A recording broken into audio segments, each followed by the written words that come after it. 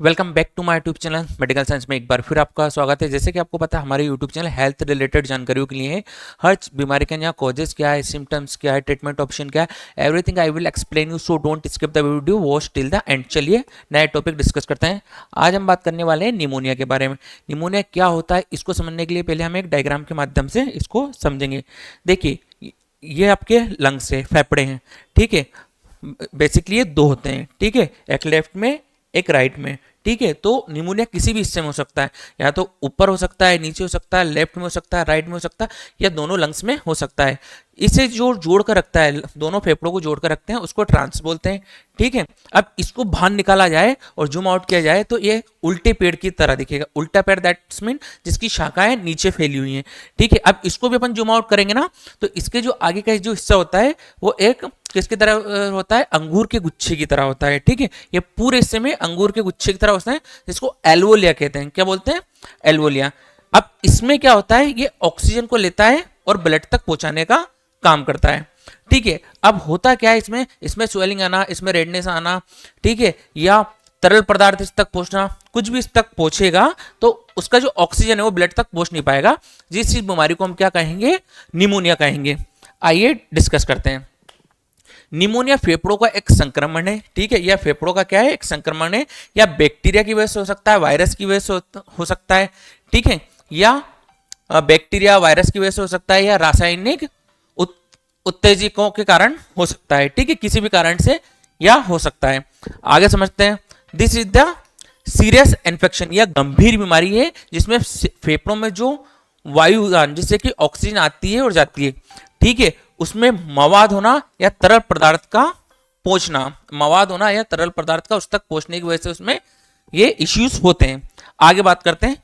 Pneumonia के कई कारण हो सकते हैं, निमोनिया के कई प्रकार हो सकते हैं, जिसमें न्यूमोकोकस, न्यूमोकोकल निमोनिया काफी फेमस है। और वो किस वजह से होता है, किस वायरस की वजह से होता है?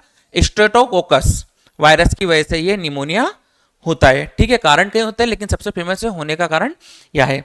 आगे चलते हैं। जो दो साल से कम की उम्र के बच्चे हैं, या 65 वर्ष या उससे अधिक उम्र के वयस्क लोग होते हैं, उसमें रोग प्रतिरोधक क्षमता कम होती है, इम्यून सिस्टम उनका थोड़ा सा कम होता है, उसमें रिस्क ज्यादा रहती है, उनमें थोड़ा सा हाई रिस्क रहता है। तो इनको बच्चों में आपने देखा होगा निमोनिया ज्यादा होता है, वयस्कों में ज्यादा होता है, क्योंकि उनकी रोग प्रतिरोधक क्षमता थोड़ी सी कम होती है। आगे समझते हैं। कोजेस ऑफ निमोनिया, निमोनिया के कारण क्या है, किस किस वजह से निमोनिया हो सकता है। तो सबसे पहला कारण है बैक्टीरिया, ठीक है। बैक्टीरिया जो निमोनिया का कारण बन सकते हैं। हेमोफिलस, हेमोफिलस की वजह से हो सकता है।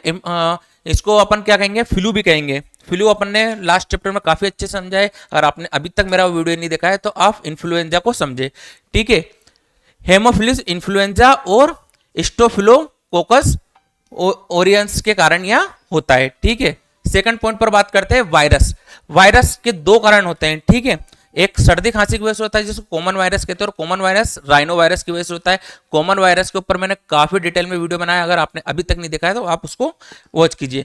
फ्लू किस वजह से होता है? इन्फ्लुएंजा वायरस की वजह से होता है, या सामान्य सर्दी जो राइनो वायरस की वजह से होता है। तो वयस्क लोगों में, जवान लोगों में ये दो कारण हो सकते हैं, ठीक है। और बच्चों की अगर बात की जाए तो रेस्पिरेटरी सीसीडीएल वायरस जैसे आरएसवी, जो छोटे बच्चों में निमोनिया का सबसे बड़ा कारण माना गया है।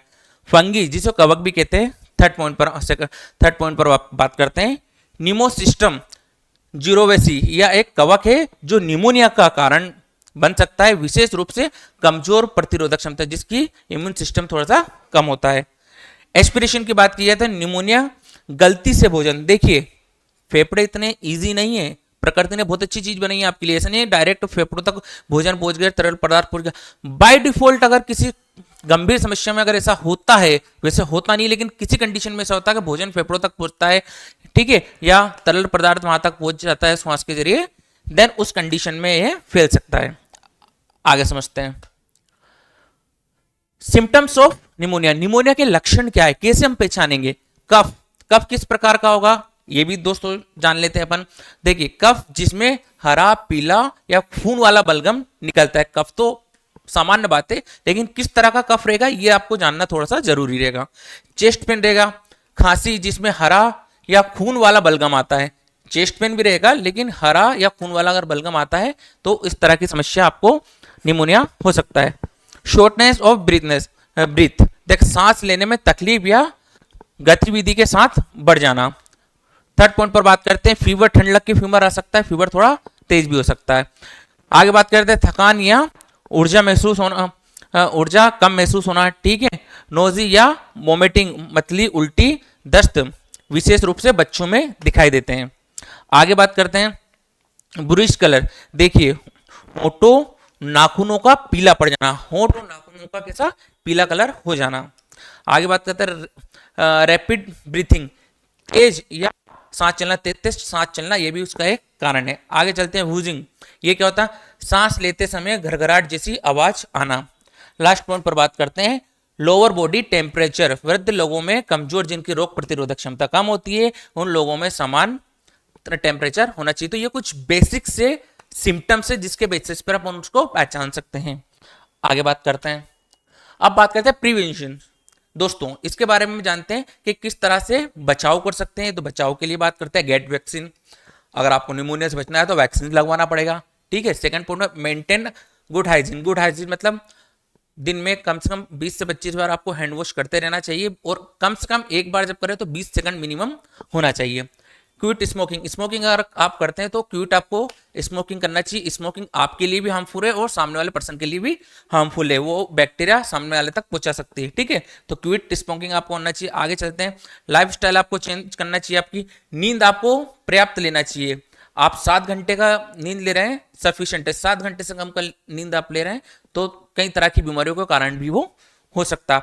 अवॉइड 6%, जो बीमार लोग हैं उनके संपर्क में आने से थोड़ा सा बचना चाहिए आपको, क्योंकि उनके संपर्क में आएंगे तो उनके बैक्टीरिया आपके अंदर तक आ सकते हैं, वायरस आपके अंदर तक पहुंच सकता है, तो ऐसे पर्सन से आपको थोड़ा सा दूर रहना चाहिए। आगे समझते हैं दोस्तों, अब जानते हैं हम डायग्नोसिस ऑफ निमोनिया। निमोनिया का निदान क्या है, डॉक्टर क्या क्या सलाह आपको दे सकता है और किस माध्यम से आप उसको पहचान सकते हैं। तो सबसे पहले हम बात करते हैं फिजिकल एग्जाम। आप डॉक्टर के पास जाएंगे, डॉक्टर को आप अपने सिम्टम्स बताएंगे, सिम्टम्स के बेसिस पर ट्रीटमेंट ऑप्शन सजेस्ट किया जाएगा, ठीक है।